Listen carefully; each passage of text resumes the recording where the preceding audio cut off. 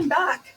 That was funny. I had someone at my door, so I had to stop, but we will continue. Let's figure out if I can remember where I left off.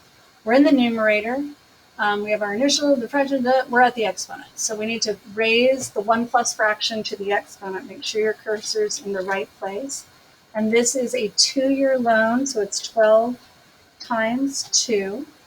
And then get out of the exponent and get out of the numerator and hit divided by, and we're all in the denominator now. Double start the denominator. You're going to get in that habit. For this crazy long formula for the monthly payment, you always double start the denominator. And then we have the 1 plus the fraction 0.042 divided by 12 every single time. It's divided by 12 because we're finding the monthly payment. And then get out of the fraction and get out of the 1 plus that set of parentheses and raise it to the 12 times 2. And then outside of the exponent, hit -1, and we are golden. And then we're going to go put that into the Desmos calculator. I think Desmos is going to let us cheat a little. It'll all be in there, and we're just going to change our numbers. Let's cross our fingers. So I'm just going to change this number, and of course I forgot it. I think it was 840. Check it. 840. And then I remember the percent is 0.042. 0.042.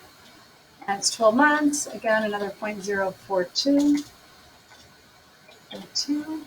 It's 12 times 2 because it's a 2-year loan. This is so nice that I can just change the proper numbers, although it's not giving us the best practice.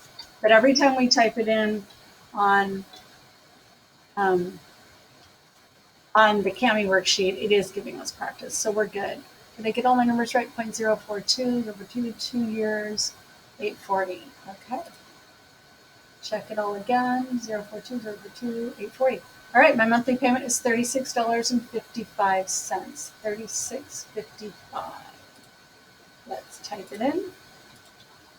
Monthly equals $36.55. And then as always we say, does that make sense? Does it make sense? If I only borrowed $840 and over 2 years, I'm going to pay back $36.55 each month for 2 years. Yeah, that makes sense. It would be a much smaller payment because it was a much smaller loan. So let's box up our answer to show that's the answer. All right, as I stopped the last recording and answered my front door, I realized that we're already 30 minutes in and now we're about 35 to close to 40 minutes, and that's a long lesson. So I'm not going to do a whole lot more. I'll talk about some of it, but all of it is going to be practicing this formula. I'm telling you, most of it's going to be that. Let's see what more I need to do with you. This number 1 pertains to this stuff on the next page. It says arrange the following lending institutions in descending order according to their APRs for a $10,000 2-year loan. Well, it'd be helpful if we could change all these fractions to decimals because it's hard to compare them right now. This one's hard to even see what it's saying. 9 and 9/16? That's not printed well. I think it is.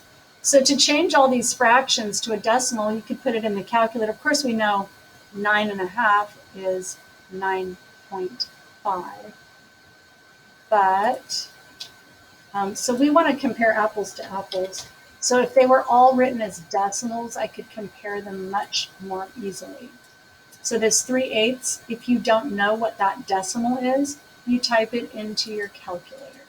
3 divided by 8. And it's going to start with a 9 because it's 9 and 3/8. And that's a 375. Let me line it up in the proper place. So that's going there. That one's already a decimal. Thank you so much. And then 9 divided by 16 would get me a 9.5625. 5625. Now, I haven't changed the fact that they are a percent. We often say change the percent to a decimal. That's not what I did. I just changed the fraction to a decimal. I should even type that in. These are still percents. They are not in decimal form, even though they do have a decimal in them.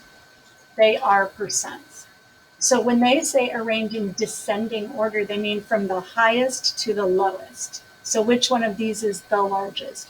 Well, clearly this one's the smallest because all the others have 9 and something more. This one's just 9. That's the smallest one.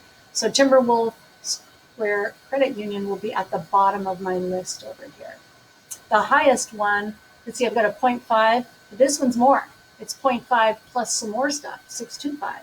So this looks like the very highest one, Oceanside Student Finance Corp. That sounds good to me. So this one's at the top of your list, and this one is at the bottom of your list. I'll let you arrange the rest. How many monthly payments in a 2.5-year loan? I'm going to just start up some of these and let you do the calculating. 2.5 is 0.5 times, I'm not in the proper math. Sorry. Let's do it in the equation.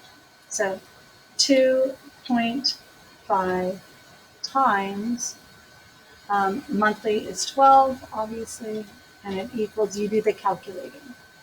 2.5 times 12. What's the monthly payment for this? That's the big giant formula. No, it isn't. Sorry, no, it isn't. Oh yeah, I'm sorry, it is. I missed one.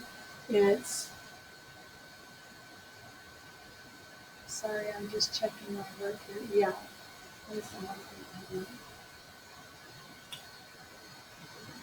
Yeah. Sorry, this one is that big crazy formula. So I'm going to let you try some of this on your own. In fact, I'm going to let you take the rest of it. It's not that much more. And we've been on for such a long time. Hopefully you've stuck with me, but good luck. Thank you for logging in. Thank you for getting your work done. And I will see you next week. Have a great day. Great weekend too.